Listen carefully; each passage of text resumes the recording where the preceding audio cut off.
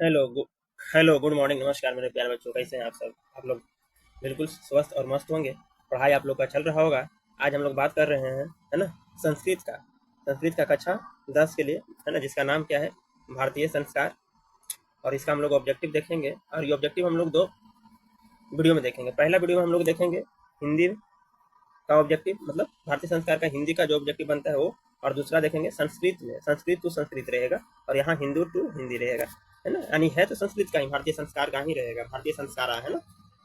तो इसका हिंदी रहेगा और एक संस्कृत रहेगा। दो वीडियो हम लोग डालेंगे, ठीक है। तो इसमें काफी इंपॉर्टेंट है, इसमें हम लोगों को है साथ साथ परीक्षा के माध्यम से तो सही है ये, इसके अलावा हम लोग को नॉलेज वाला भी है कि भाई हमारे संस्कार क्या होते हैं, कैसे होते हैं ना, इसके अलावा भी आपको काम आने वाला है। तो चलिए, आई होप आपको समझ में आया होगा। तो चलिए चलते हैं हम लोग नेक्स्ट, है ना, क्वेश्चन की तरफ। तो देखिए, हिंदी मास्टर प्रश्न। और इसके अलावा हम कह रहे हैं कि अगर आप लोग नए हैं चैनल पर तो कृपया करके वीडियो चैनल को सब्सक्राइब कर लीजिए, है ना। और चैनल को शेयर कर दीजिए, है ना, वीडियो को लाइक कर दीजिए। इतना तो आप कर ही सकते हैं, बाकी आपकी मर्जी, है ना, आप क्या करते हैं। चलिए, कहता है कि भारतीय संस्कार कितने होते हैं। भारतीय संस्कार कितने होते हैं? 24, 10, 18, 16, है ना। तो इसका राइट आंसर क्या होगा? Option number D. टोटल कितना होता है? 16 होता है, ठीक है। कहता है कि भारतीयों में संस्कार से किसका निर्माण होता है। बहुत बढ़िया प्रश्न है कि भारतीयों में संस्कार से किसका निर्माण होता है? सहिष्णुता का, व्यक्तित्व का, करुणत्व का, मानवत्व का, या सबका, है ना। Option number B. इसका राइट आंसर क्या होगा? ऑप्शन नंबर बी, व्यक्तित्व का। संस्कार क्या करते हैं? आपके व्यक्तित्व निर्भर करते हैं, व्यक्तित्व बनाते हैं। जैसे संस्कार हमारा है कि माता पिता का क्या कीजिए, सेवा करिए, बड़े लोगों को आदर कीजिए, गुरु का सम्मान कीजिए। ये सब क्या है? व्यक्तित्व के अंतर्गत है, पर्सनालिटी डेवलपमेंट है ना। Question number 3। संस्कारों को कितने भाग में बांटा गया है? देखिए, संस्कारों को कितने भाग में बांटा गया था? इसका राइट आंसर क्या हो जाएगा? ऑप्शन नंबर सी, 5 भाग में। देखिए, कहता है कि संस्कार को कितने भागों में बांटा गया है, तो 5। और टोटल पूछेगा कि कुल कितने होते हैं, तो कुल 16। और कितने भाग में बांटा गया है, तो 5। या इसी को कहा जा सकता है कि कितने प्रकार के होते हैं, तो 5 प्रकार के होते हैं। चलिए, क्वेश्चन नंबर 4। जन्म पूर्व संस्कार कितने हैं? जन्म पूर्व संस्कार कितने हैं? देखिए, षष्ठ का मतलब होता है 6, पंच का मतलब होता है 5, एक का मतलब होता है 1, और त्रय का मतलब होता है 3। तो जन्म से पूर्व के संस्कार कितने होते हैं? 3 होते हैं। कितने होते हैं? 3 होते हैं। बताइए, बचपन में कितने संस्कार होते हैं? बचपन में कितने संस्कार होते हैं?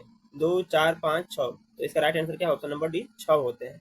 बचपन में कितने संस्कार होते हैं? 6 होते हैं। शिक्षा संबंधी कितने संस्कार है? शिक्षा संबंधी कितने संस्कार है? क्या 2, 3, 5 या 6? इसका राइट आंसर क्या है? Option number 5। Option number 5।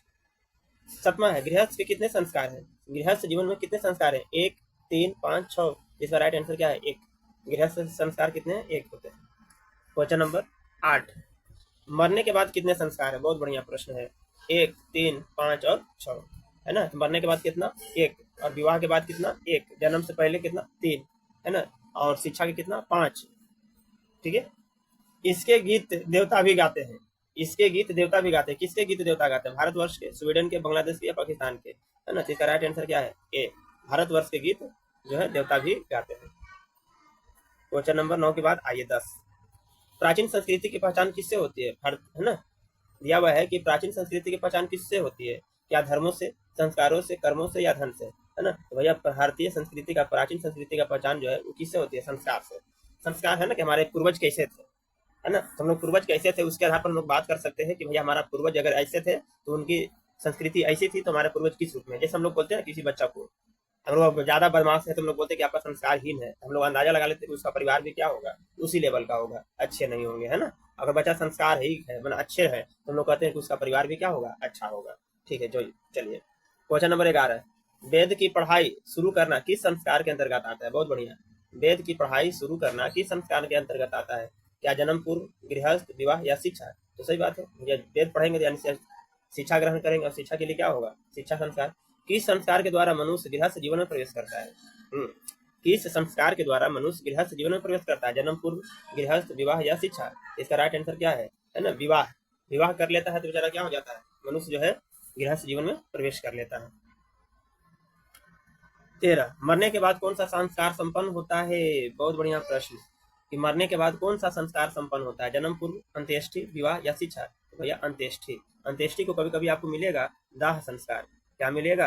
दाह संस्कार, है ना। तो ये भी क्या है?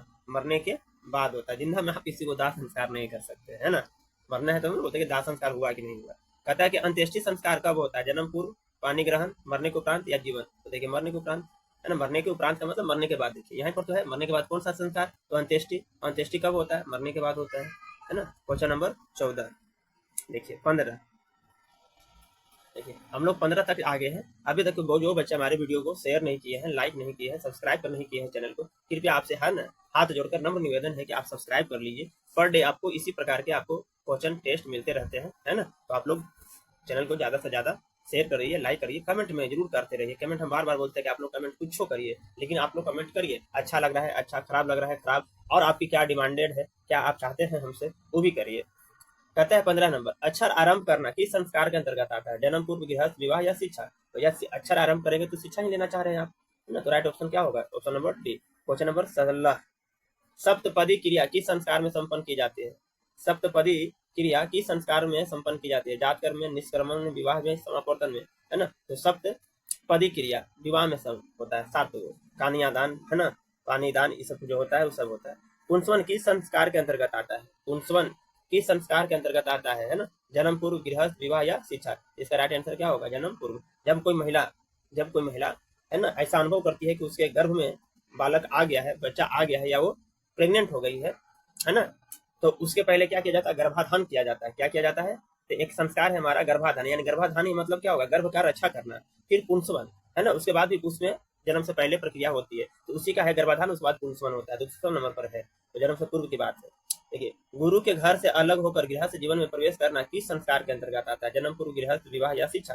तो जल्दी से बताइए इसका क्या होगा, गृहस्थ जीवन। ठीक है। क्वेश्चन नंबर 19, सिंदूर दान किस संस्कार के अंतर्गत आता है, जन्म, पूर्व, गृहस्थ, विवाह या शिक्षा। देखिए सिंदूर दान कब होगा जी, विवाह में ना। हाँ, आप लोग भी बढ़िया से पढ़िए लिखिए, अच्छा करिए, है ना। आपको भी सिंदूर दान करने का मौका मिलेगा, आप भी किसी को लिए करेंगे। ठीक है। गर्भाधारण करना किस संस्कार के अंतर्गत आता है, भैया गर्भाधारण का मतलब जन्म से पूर्व करेगा, है ना, अभी तुरंत बताए हैं। क्वेश्चन नंबर 21, नामकरण किस संस्कार के अंतर्गत आता है, नामकरण जो है किस संस्कार के अंतर्गत आता है, जन्म, पूर्व, गृहस्थ, शैशव या शिक्षा। तो भैया इसका राइट आंसर क्या है, शैशव। इसका राइट आंसर क्या है, शैशव। नामकरण का मतलब बच्चा जन्म लेगा उसके बाद नामकरण किया जाता है।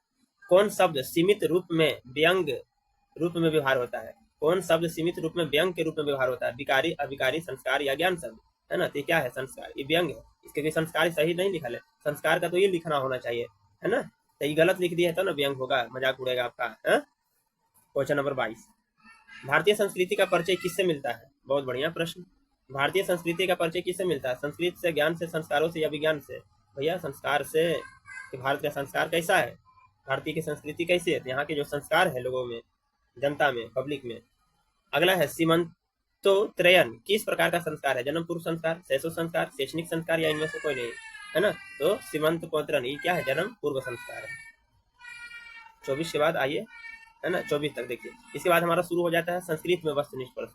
तो संस्कृत में वस्तुनिष्ठ प्रश्न हम लोग जो है अगले वीडियो में करेंगे हम ना। अभी तक हम लोग 24 प्रश्न देखे हैं। आप लोग कमेंट में बताइए कि आप लोग कितना सही कर पा रहे हैं, है ना, या कितना आप लोग को अच्छा लग रहा है वीडियो। जैसा भी हो आप लोग को कमेंट में करना है ना। वीडियो को ज़्यादा से ज़्यादा शेयर करना है। चैनल में अगर आप नए हैं तो लाइक कर दीजिए, सब्सक्राइब कर लीजिए, क्योंकि हमारे तो बहुत सारे 95% ऐसे मेरे सब्सक्राइबर हैं जो वीडियो तो देखते हैं लेकिन सब्सक्राइब नहीं कर पाते हैं चैनल को। भाई चैनल को सब्सक्राइब करने में आपको कहीं समय नहीं लगता है, 0.9 सेकंड लगता है। तो आप जल्दी से सब्सक्राइब कर लीजिए, बाकी आपकी मर्जी कैसा चल रहा है, कैसे आप करेंगे, है ना। तो चलिए, आई होप आप लोग को समझ में आया होगा। फिर मिलते हैं नेक्स्ट वीडियो में, तब तक के लिए हंसते रहिए, मुस्कुराते रहिए। जय हिंद।